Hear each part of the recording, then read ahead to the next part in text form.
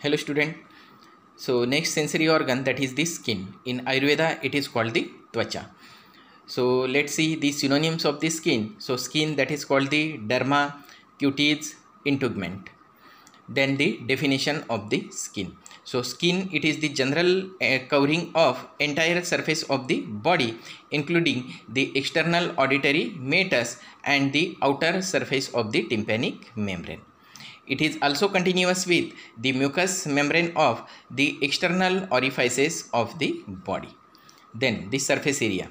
The surface area of the skin entire near about 1.5 to 2 meters, 2 square meters around that the surface of the skin.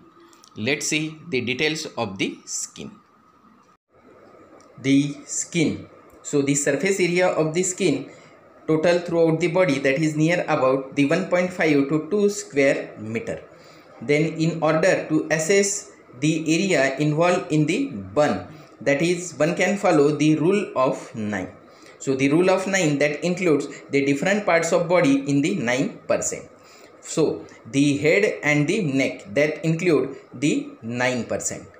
Then the second one, that is the upper limb, that is anterior part of the upper limb and the posterior part of the upper limb, 9% and 9%, that is 80, and in the both upper limb, that is the 36%.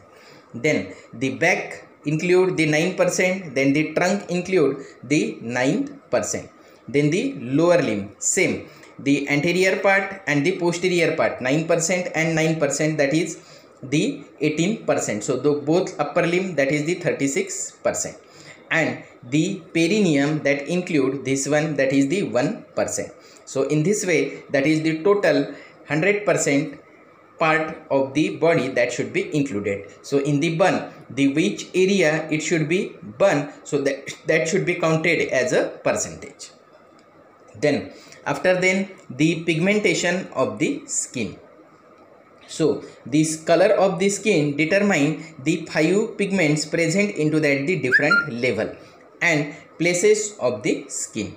So first is, that is the melanin. So melanin, it is a brown in color and present in the germative zone of the epidermis. Second one, that is the melanoid. So it resembles like the melanin and present differently throughout the epidermis. Then the third one, that is the carotene. So it is the yellow to orange color present in the stratum corneum and the fat cell of the dermis and superficial fascia. Then fourth is the hemoglobin, that is purple in color, and the fifth is the oxyhemoglobin. So oxyhemoglobin, it is the red and present in the cutaneous vessel, which gives the pink color.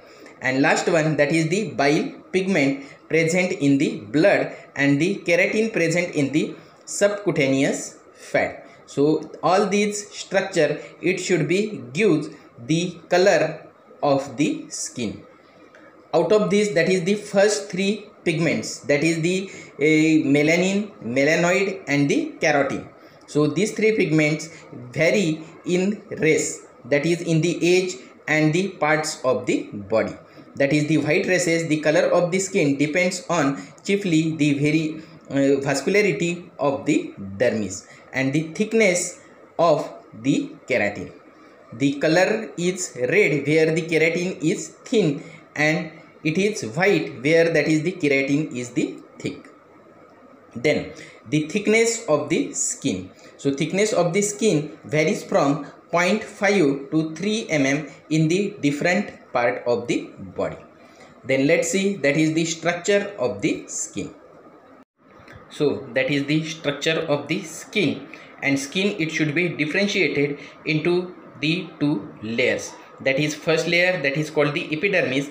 The second layer, it is called the dermis, and below to that the dermis, there is present the layer of the superficial fascia, that is called the hypodermis. So that 3 layers, it should be present in the relation with the skin. So let's see first, that is the epidermis.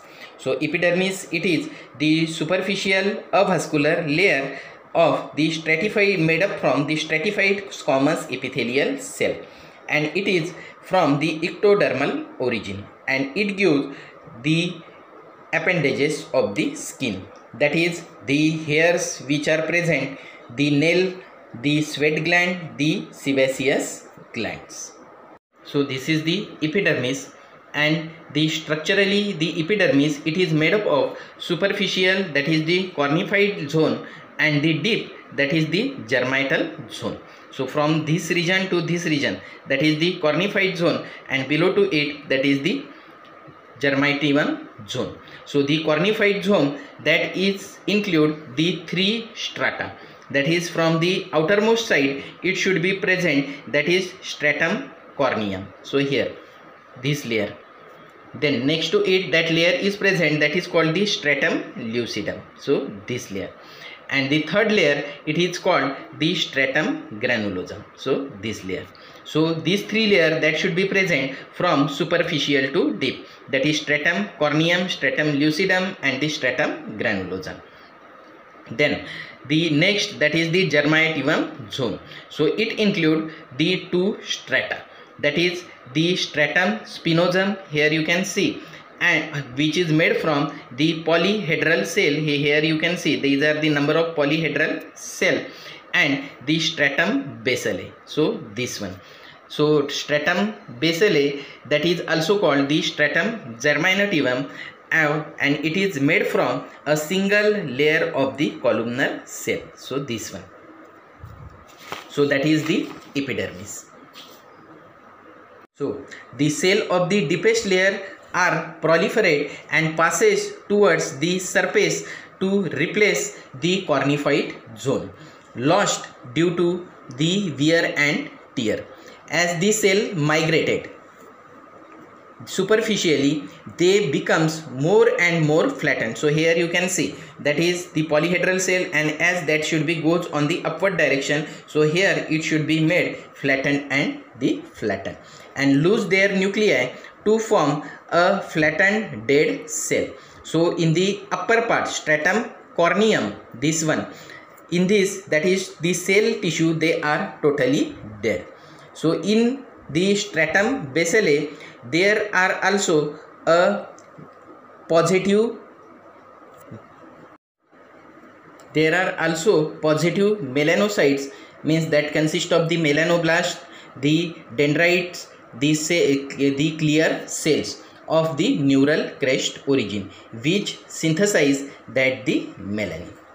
After then, let's see, that is the dermis, or that is called the corium. So this is the dermis, and which consists of the collagen fibers. So this one. So it is the deep vascular layer of the skin derived from the mesoderm, and it is made up of the connective tissue mixed with the blood vessels, lymphatic, and the nerves. So here you can see that is the red color, that is the blood vessels, the veins, and the lymphatics are present. The connective tissue are arranged into the superficial papillary layer and the deep reticular layer. So for this we should have to see the another diagram. So here in this diagram you can see that is the papillary layer and the reticular layer. So here the pink color layer here in the upper side, so that is the papillary layer, and below to it, that the total layer of the skin, it is called the reticular layer. So the papillary layer, it form a cornical blunt projection. So here you can see it should be formed the cornical blunt projection, which fit into the reciprocal depression on the underlaying of the epidermis. So this one. Then the reticular layer are composed of chiefly the white fibrous tissue, which are arranged mostly in the parallel bundles, and the direction of this bundle, it constitute the cleavage line. It may be longitudinal in the limbs and in horizontal in the trunk and the neck. In the old age, that the elastic fibers forming the atrophy and the skin becomes wrinkled. The overstretching rupture of this fiber and followed by the scar formation on the surface of the skin, or the stretching stretch lines, that is called the stretch marks. So these scars appear as a white streaks on the skin. At the flexure line of the joints, where that is continuously folding should be occurs, means the knee joint, elbow joint, or in the neck region, the skin is firmly adherent to that the underlying deep fascia. The dermis is a real skin. When it is dried, it makes a green white, and when it is tan, it makes a leather. The deep surface, it is continuous with the superficial fascia. So here you can see that is the subcutaneous tissue, that is called the superficial fascia. So the surface irregularities of the skin. So skin, it is marked by the three types of the surface irregularities: the tension line, the flexure line, and the papillary ridges. So the tension line, first, the tension line, or that is also called the cleavage lines. It forms the network of linear fallow which divides the surface into the polygonal or the lozenge shape areas. That means the tension line that should be present into that the trunk, that is the horizontal in the neck and the trunk, and the longitudinal in the limbs, that means in the upper limb and the lower limb, and that plays the important role when that is the cuts or the skin surgeries that should be done. So it should be occurs around that the tension line or the parallel to that the tension line, and because of it should be occurs the less scar on the surface of the skin. Then next to it, that is the flexure line, that is also called the skin joints. So these are the certain permanent lines along where that is the skin fold during the habitual movements, chiefly in the flexure part of the joints. So that should be along with the limbs are thin and firmly bounded to the deep fascia of the skin, and the lines are permanent opposite to that the flexion of the particular joints, that means on the palms, on the sole, on the digit, and the different joints. Then the third are the papillary ridges. So these are confined to the palms and the sole and their digits. So they form a narrow ridges separated by a fine parallel groove arranged in a curved arrays. So they correspond to the pattern of the dermal papillae. The three major patterns in the human fingerprints include, that is the loops, holes, and the arches. So that pattern and many other minor features are determined genetically by the multisectorial inheritance. So these are the three irregularities which is present on the surface of the skin. After then, let's see that is the appendages of the skin.